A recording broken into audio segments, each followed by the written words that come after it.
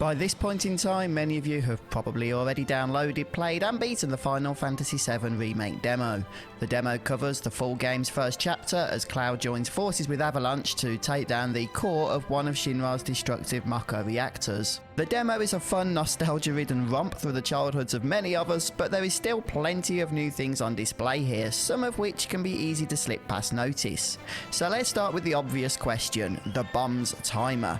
What, if any, changes occur if the player selects the shorter 20 minutes over the 30 minutes that tends to be the more popular option? Well, in the demo at least, selecting the shorter timer causes at least two changes that I have found. The first is that Barret will speak a different line of dialogue. Pretty cocky, ain't you?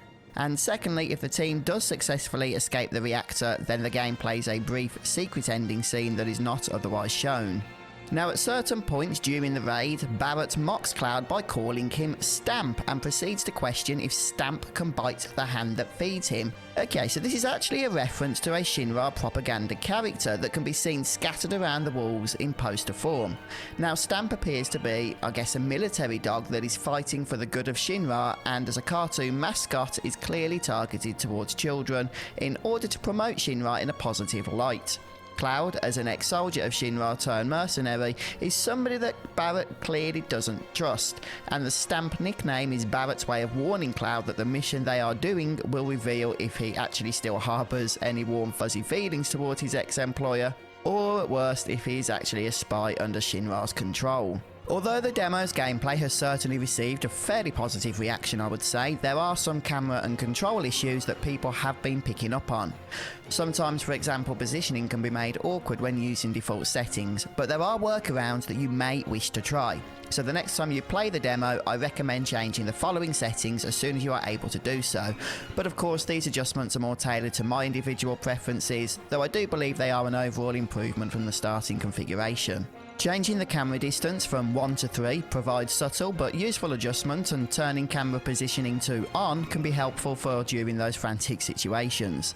I also much prefer having the lock on controls set to left and right directional buttons, as this ensures the right stick is freed for camera control in battle, and selecting party members can simply be done by using the up and down directional buttons. Oh, and a quick bonus tip on this subject, when choosing to switch targets in battle, you can always actually do this in tactical mode, allowing you to pick the correct enemy without any stress. And some of the other options that the game gives you here are entirely dependent on your own preferences, but I would encourage you to have a play about with some of them, especially if you're concerned that gameplay doesn't quite feel as fluid as you perhaps would have hoped for. And incidentally, this is a minor thing, but I know some of you, like me, are old school and prefer a mini-map over the radar objective system when running through the field, and there is an option to use this. Simply tap the L2 button when you're not in combat. You can also disable both the mini-map or the radar by tapping L2 again, and continuing to tap the button will simply cycle through those three options. Now, Final Fantasy VII Remake, as in the full game, is going to be released on April 10th, and I will certainly be making tons of content for it with guides, tips and live streams all planned, so please do stick around the channel for more Final Fantasy VII Remake going forward. Have a great day, and I will see you next time. Well folks, thanks so much for stopping by the video today. Now perhaps I might be able to persuade you to come and join us over in the Fuzzfinger Gaming Discord channel. It's a great place where we can continue on with the conversation, and I'll leave a link to it down in the video description. Until next time guys, have a great day, and I'll see you in the next video.